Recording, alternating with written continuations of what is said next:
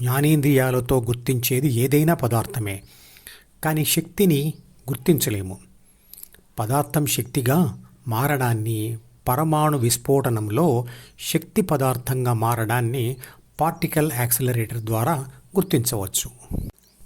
విశ్వధర్మంను అనుసరించి శక్తులు పదార్థాలను కలుపుతాయి మరియు విడగొడుతుంటాయి. ఉదాహరణకు ఉష్ణశక్తి ఆక్సిజన్ మరియు హైడ్రోజన్లను కలిపి నీరుగా మార్చడం. అలాగే విద్యుత్ శక్తి నీటిని హైడ్రోజన్ మరియు ఆక్సిజన్గా విడగొట్టడం. విశ్వశక్తి ఆత్మను మరియు ప్రాథమిక మనసులను కలిపి మనిషిని సృష్టించింది. ధ్యానం ద్వారా అవి విడిపోవడానికి కూడా అదే కారణమవుతుంది. శరీరం మరియు ద్వితీయ మనసు సృష్టి, ఆత్మ మరియు ప్రాథమిక మనసు కలిసి శరీరం అనే పదార్థాన్ని మరియు ప్రపంచ అనుభవాలతో ద్వితీయ మనసును సృష్టించాయి. ఇవే సుఖదుఖాలకు కారణం. ఎక్కడో దూరాన కూర్చున్నావు, ఇక్కడి మా తలరాతలు రాస్తున్నావు అనే పాట అర్థం కూడా అదే.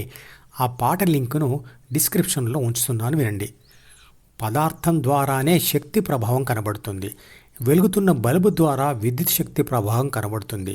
శక్తి ప్రభావంతో పదార్థాలు కదులుతాయి లేదా మారతాయి. ఉదాహరణ, సూర్యుడి ఆకర్షణ శక్తి వల్ల గ్రహాలు కదలడం. పదార్థాన్ని స్త్రీగా మరియు శక్తిని పురుషుడుగా వర్ణించాడు భగవద్గీతలో. ఈ రెండు కలిసి ఉన్నదే విశ్వశక్తి లేదా పరమాత్మ, అదే అర్ధనారీశ్వరుడు. ఇది ఒక పోలిక మాత్రమే. మంత్రపుష్పం యొక్క శ్లోకాలలో శక్తి పదార్థంలో ఉంటుంది మరియు పదార్థంలో శక్తి ఉంటుంది అంటాడు. మంత్రపుష్పం యొక్క లింకును కూడా ఈ వీడియో డిస్క్రిప్షన్లో ఉంచుతున్నాను, వినండి. శక్తి తాను ఏ పదార్థం మీద అయితే పనిచేస్తుందో అందులోకి ప్రవేశిస్తూ ఖర్చు అయిపోతూ ఉంటుంది. సెల్ ఫోన్ బ్యాటరీలోని విద్యుత్ శక్తి మనిషిలోని ప్రాణశక్తి పనిచేస్తూ తరిగిపోయి విశ్వశక్తిలో కలిసిపోతాయి.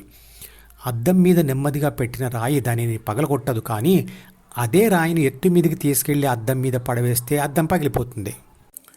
ఎత్తు మీద పెట్టిన రాయిలోకి స్థితిశక్తి ప్రవేశిస్తుంది. పడవేసినప్పుడు అది గతిశక్తిగా మారి ఆ శక్తి వల్ల అద్దం పగిలిపోతుంది.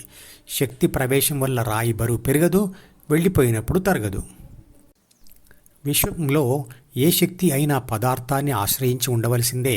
దాని ప్రభావం పదార్థం ద్వారానే తెలుస్తుంది. ఆత్మశక్తి కనబడేది కాదు. శరీరం లేకపోతే దాని ప్రభావం మనకు తెలియదు.